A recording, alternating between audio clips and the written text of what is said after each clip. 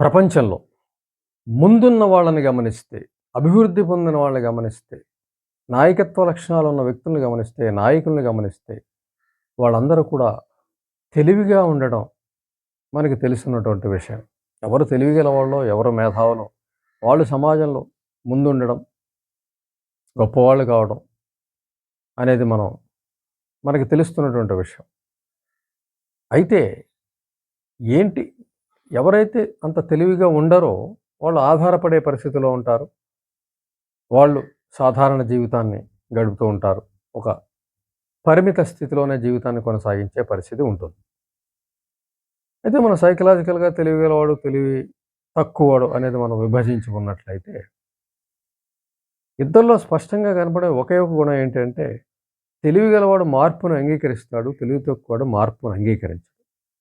అంటే జీవితంలో వచ్చే వివిధ సంఘటనల్లో వచ్చే మార్పుని త్వరగా అర్థం చేసుకొని, దానికి తగ్గట్టుగా తన జీవితాన్ని మలుచుకోగలిగిన వాడు తెలివిగలవాడైతే, ఏమాత్రం కూడా మార్పుకి సిద్ధంగా ఉండకుండా, ఒకే రకమైన జీవన సరళి సమాజంలో ఏది కొనసాగుతూ ఉందో, కుటుంబాల్లో ఏది కొనసాగుతూ ఉందో, లేకపోతే అప్పుడు సామాజికంగా ఏవి నడుస్తున్నాయో, ఆ రకమైన జీవితంలో తన జీవితాన్ని కొనసాగించుకోవాలనుకోవడం ఒక రకం. అందులో ఆ రకంగా కొనసాగడం.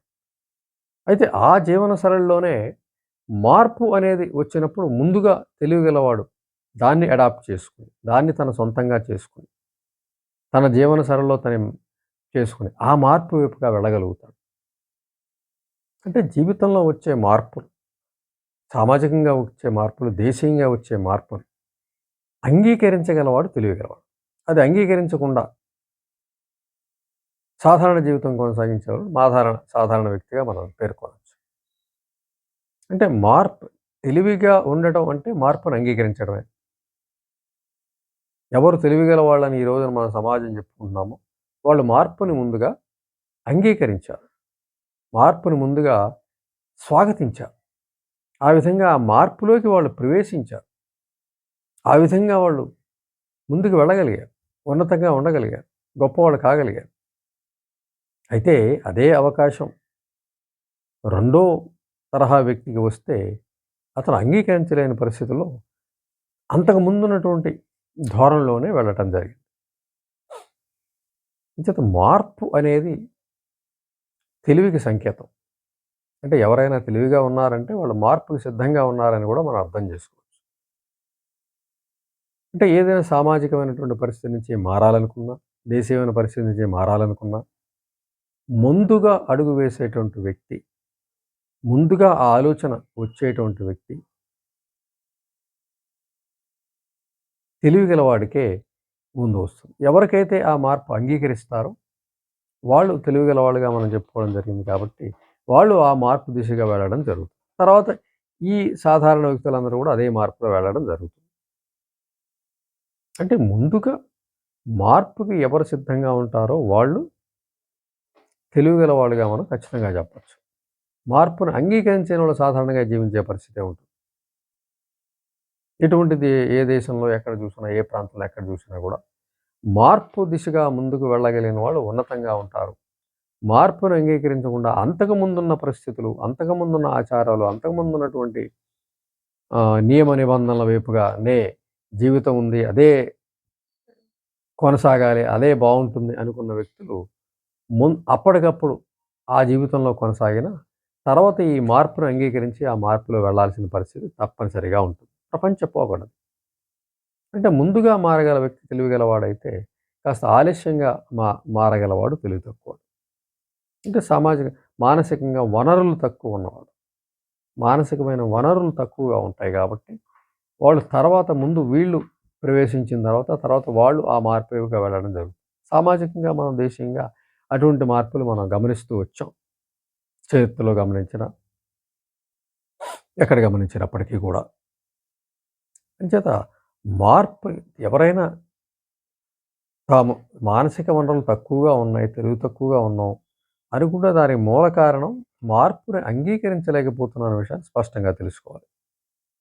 మార్పుకి సిద్ధంగా ఉండగలిగితే తప్పనిసరిగా ఆ స్థితి నుంచి తెలివిగల స్థితిలోకి తప్పనిసరిగా వెళ్ళొచ్చు. అనేక రకమైనటువంటి మార్పుల కోసం మనం సామాజికంగా మనం చూస్తూ ఉంటాం. అనేక రకమైన పరిస్థితి. అంటే కొత్త జ్ఞానాన్ని అంగీకరించగలగాలి. కొత్త తెలివితేటలను అంగీకరించగలగాలి.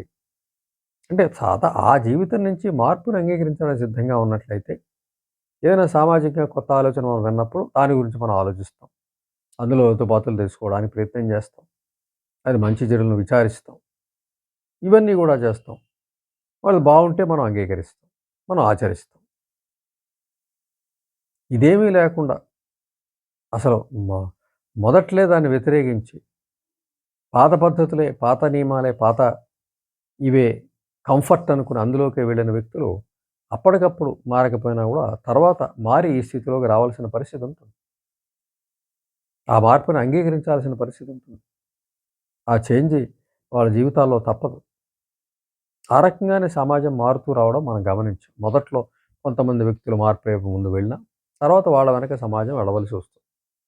ఒకవేళ ముందుగానే మార్పుని సమాజంలో అందరూ కూడా గుర్తించగలిగితే, మార్పు త్వరగా రావడం కూడా జరుగుతుంది. అంటే అందరూ సామాజికంగా తెలివిగల వాళ్ళయ్యే పరిస్థితి కూడా ఉంటుంది. సామాజికమైన చురుకైన వాళ్ళుగా ఉండే పరిస్థితి వస్తుంది.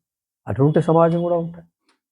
మార్పుని అందరూ ఒక ఊరిలో మార్పుని అందరూ అంగీకరించగలిగితే, అందరూ కూడా మంచి తెలివిగల వాళ్ళుగా ఉండే అవకాశం ఉంది. ముందుకు వెళ్ళే అవకాశం ఉంది. జీవితంలో ఉన్నత స్థితికి వెళ్ళే అవకాశం ఉంది.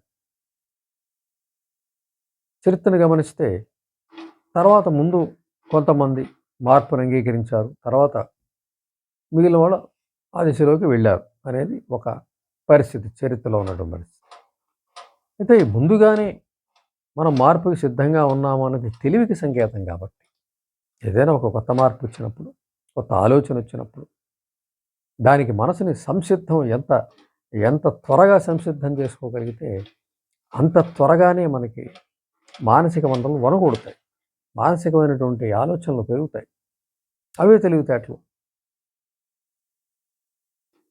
చేత మార్పుకి సిద్ధంగా ఉండడం అనేది జీవితంలో తెలివికి సంకేతం, అభివృద్ధికి కారకం, ఉన్నత స్థితికి హేతువు అయ్యే అవకాశం ఉంటుంది. మార్పుని అంగీకరించగలగాలి, స్వాగతించగలగాలి.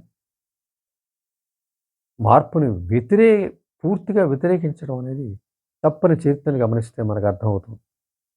ఏ మార్పు వచ్చినా కూడా కొత్తలో వ్యతిరేకించబడింది. ఆ వ్యతిరేకించింది తర్వాత సమాజం అనుసరించింది.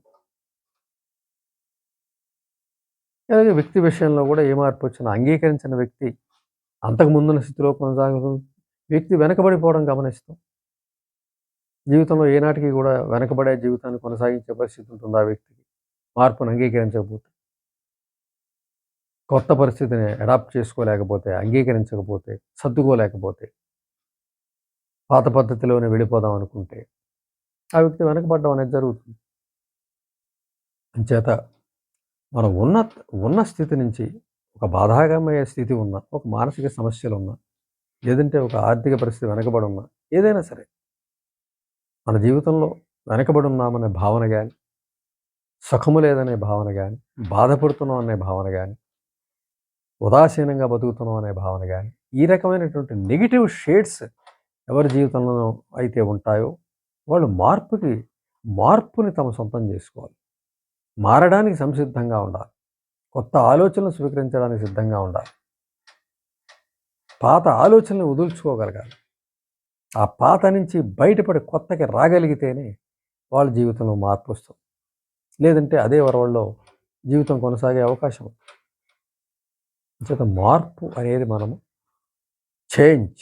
మార్పు అనేది జీవితాన్నే మార్చగల పరిస్థితి. ఒక చీకటి నుంచి వెలుగులోకి తీసుకెళ్ల పరిస్థితి, ఒక అజ్ఞానంలోంచి జ్ఞానంలోకి తీసుకెళ్ల పరిస్థితి, ఒక దుఃఖం నుంచి సుఖంలోకి వెళ్ళగల పరిస్థితి. కాబట్టి తప్పనిసరిగా మనం మార్పును అంగీకరించాలని సిద్ధంగా ఉన్నట్లయితే జీవితంలో ఎప్పటికీ మనం ముందున్నట్లుగానే భావిస్తాం.